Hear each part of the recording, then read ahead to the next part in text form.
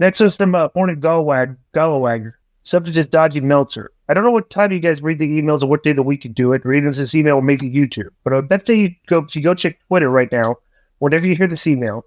Dave Meltzer will be on Twitter right now defending AEW TV ratings and endless Twitter battles with people throwing random numbers around that cannot be proven or confirmed anywhere. So here's my question for you guys. Go do that, Joe, by the way. Go look at Dave's Twitter and see his most recent tweet and see what he's talking about.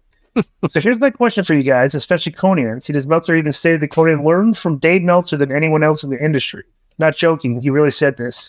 Why don't Meltzer go on and on talk about AEW TV ratings, but refuse to ever acknowledge how bad AEW ticket sales are?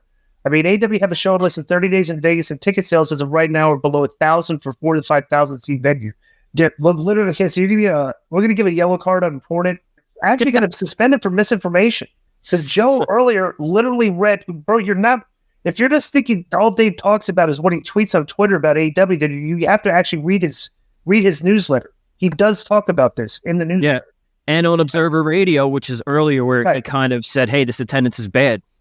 Right. Okay, so you go on his Twitter right now, Joe? What does it say? Yeah, his last few tweets, the last two are about Netflix up in WWE's TV rating to TV 14, and then one before that's about Okada's contract. So he hasn't tweeted about AEW ratings. Okay, well, let me tell you something. What do we expect from this information? Oh, yeah, and I want to clarify something here because he says not that. You learn more. He says that you said that. Did you say that? Yes, I did, and I'll tell you why. Okay. Because when I broke into the business, I didn't grow up wanting to be a wrestler. I wasn't a mark. I did have, I just wasn't. And so I knew nothing about the business. This was still when the business still kayfabe, and they tried to make it look like it was a shoot and it was real. And even one day I was in the dressing room and I actually asked one of the wrestlers, I was training at that time. I go, hey, are you guys hitting yourself for real or not? And challenged me to a fight in the dressing room. So that's the era I came from. So I'm one day in this car, and I'm with Red Bastille and this other guy that Dave knows very well called Paul Laurel, and they were trying to hook me up with WWE. And they were passing around this thing, and they passed it to me, and I started to read it. And I was like, what is this? And it was talking about finishes and how much people made and the history about wrestling. And that was my education to wrestling. It really was for like 10 years. I just read that and I learned it. I probably learned more from Meltzer than anybody in the business, believe it or not. Now, in-ring stuff, wait a minute. In-ring stuff, I'm going to say these are the guys I learned the most from.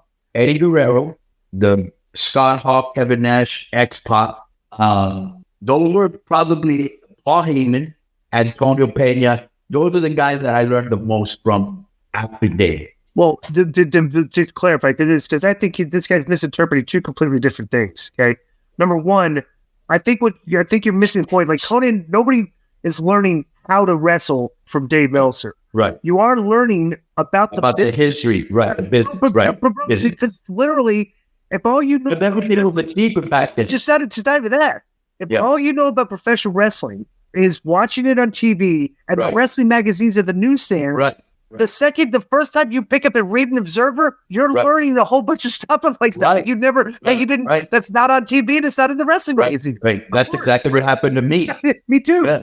Yeah. So I learned a lot from the Observer, like news, like other promotions. Like I didn't even know there were like other, like it's like you're reading like Japan's got like, who are these guys in Japan? Like right. Yeah, and not only that, Dave was going with Mike Tenay to the shows in TJ when nobody was covering Lucha. Right.